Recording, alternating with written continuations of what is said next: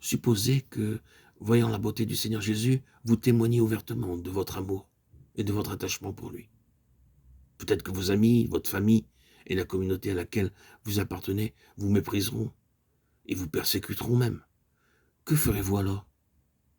Si vous cherchez l'honneur qui vient des hommes de façon naturelle, vous ne vous approcherez plus du Seigneur Jésus. Tel fut le cas de ces Juifs il y a 2000 ans.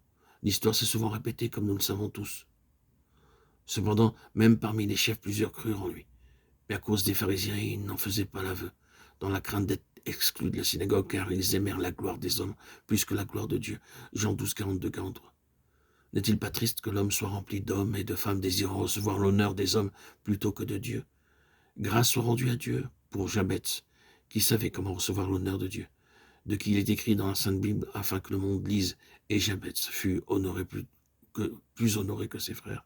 1 Chronique 4, 9. Il y a un grand danger à rechercher l'unique honneur qui vient des hommes. Considérez s'il vous plaît attentivement les paroles de notre Seigneur Jésus, le Fils de Dieu. Elles sont remplies de sagesse éternelle, et vous ne voulez pas venir à moi pour avoir la vie.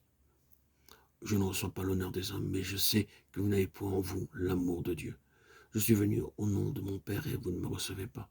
Si un autre vient en son propre nom, vous le recevez. Comment pouvez-vous croire, vous qui tirez votre honneur les uns des autres, et qui ne cherchez pas l'honneur qui vient de Dieu seul? Jean 5, 40 à 44. Par ces paroles de sagesse, nous comprenons à propos de ces hommes qui cherchaient l'honneur essentiellement les uns des autres et qui ne faisaient aucun cas de l'honneur venant de Dieu seul, que premièrement, ils ne venaient pas au Seigneur, Jésus qui est l'unique sauveur. En deuxième lieu, ils ne recevaient pas la vie et iront donc dans la mort éternelle. Et troisièmement, ils n'avaient pas en eux l'amour véritable de Dieu, aussi religieux qu'il puisse paraître aux yeux des hommes. Chers amis, frères et sœurs en Christ bien-aimés, auditeurs, auditrices, nous vous exhortons à aimer et à faire le bien sans tenir compte de ce que le monde pense de vous. Le véritable honneur vient de ce que nous honorons Dieu, de ce que nous honorons la parole de Dieu. Il se peut que certaines personnes désirent obtenir l'honneur provenant de Dieu, mais ne savent pas comment l'obtenir. De quelle manière pouvons-nous obtenir cet honneur?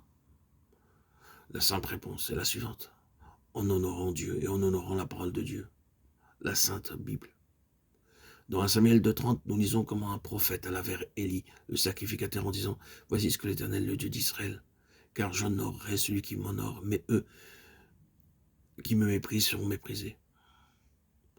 De quelle manière honorerons-nous Dieu? L'honorerons-nous physiquement en fléchissant nos genoux ou en nous prosternant devant Dieu, en réfléchissant à lui et en le priant?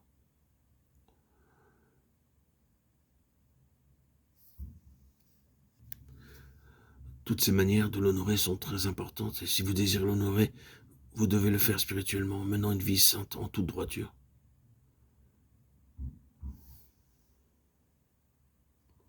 Il faut donc vous repentir et vous confesser à Dieu, lui confesser tous vos péchés sans essayer de vous excuser d'aucune manière. La Sainte Bible affirme: si nous confessons nos péchés, il est fidèle et juste pour nous les pardonner et pour nous purifier de toute iniquité. 1 Jean 1, 9. Celui qui cache ses transgressions ne prospère point, mais celui qui les avoue et les délaisse obtient miséricorde. Proverbe 18, 13.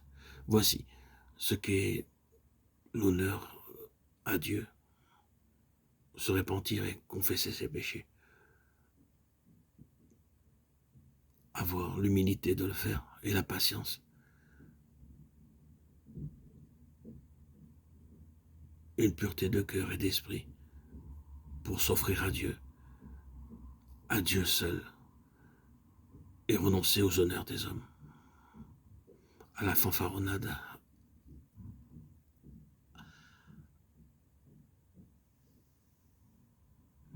à la gloriole de ce monde, à l'attrait, aux attraits que ce monde veut nous attirer.